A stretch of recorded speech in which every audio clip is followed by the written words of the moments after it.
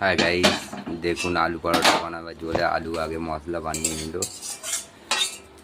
এই ঝাল করার তারে আবার লঙ্কাকে ভেজে নিয়েছে দেখলাম।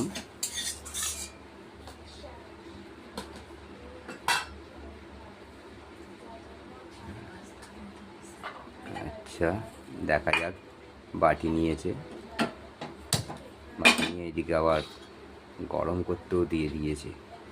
কি করতে চাইছে ঠিক বুঝতে পারছি না।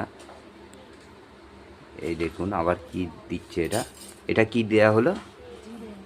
আচ্ছা, এটা জিরে গুঁড়ো দিল। জিরেকে ভেজে নিয়ে গুঁড়ো করে নেবে। দেখা যাক গাইস, আলু পরোটা কেমন খেতে হয় আমরা চাইবো।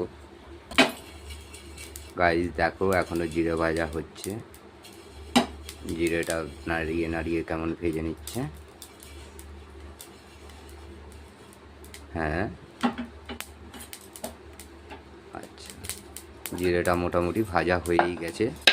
এবার মনে হচ্ছে জিরেটা গুঁড়ো করবে, ওই জন্যে ব্যালন জিরেটা বার করেছে। হ্যাঁ, জিরেটা গুঁড়ো করে নিচ্ছে। দেখুন গাইস কেমন জিরেটা গুঁড়ো করে নিচ্ছে।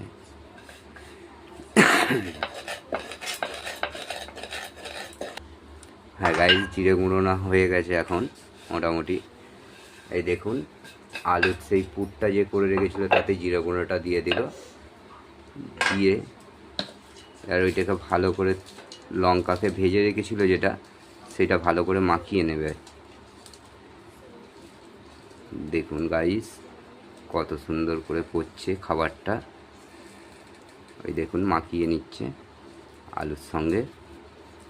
জিরে গুঁড়োটাও ওতে দিয়ে দিয়েছিল, গরম বলে ওই জন্যে খুন্তি দিয়ে মাখছে গাইস।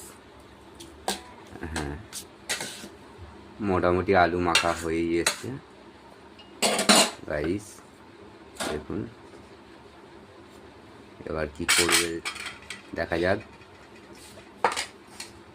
এই দেখুন ময়দাটাকে আর একবার মেখে নিচ্ছে ভালো করে গাইস। ময়দাটাকে ভালো করে মেখে নেওয়ার পর এবার হাতে করে টেনে টেনে বাড়িয়ে নিচ্ছে, দেখা যাচ্ছে।